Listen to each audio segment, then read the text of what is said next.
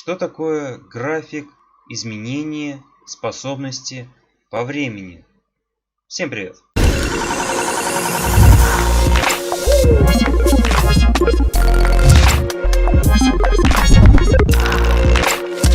Итак, на данном изображении мы видим график изменения по времени автомобиля. Он состоит из трех больших этапов. Значит, отрезок 1-2 говорит нам о том, что автомобиль находится в периоде обкатки.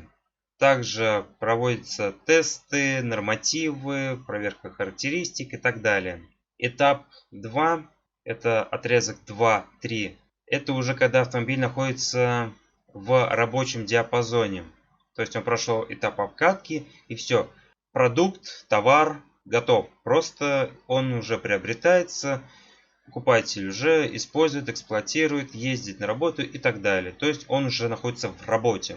И этап 3. То есть отрезок 3-4. Это падение работоспособности автомобиля. И тут уже происходит как раз техническое обслуживание, ремонты, вплоть до капитального ремонта. Капитальные ремонты двигателя, там шасси, кузова, да все что угодно.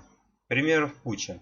И четвертый этап, который бывает редко, но я считаю, о нем надо рассказать, чтобы было полное представление. Это уже выведение на рабочий диапазон автомобиля уже своими силами. То есть это станция технического обслуживания. Там, как правило, это бывает на крупных предприятиях, как транспортные компании и тому подобное. А вот уже машины в личном пользовании, такого уже не бывает. Их уже сразу отправляют в металлолом. Также хотелось бы поговорить о теме износов.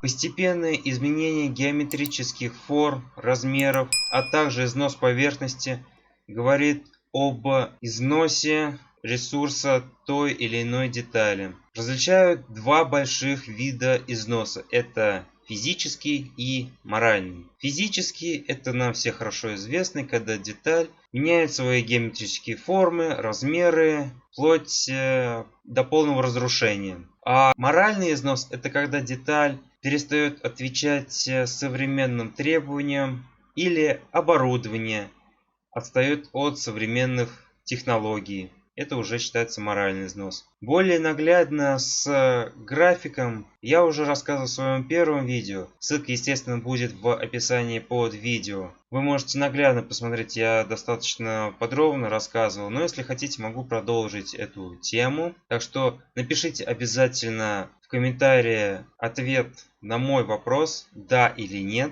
Также пишите комментарии насчет данного видео, понравилось оно или не понравилось. Если нет, то почему, чтобы я знал, в каком направлении мне двигаться. Также можете писать в комментарии, как лучше развить свой канал и тому подобное.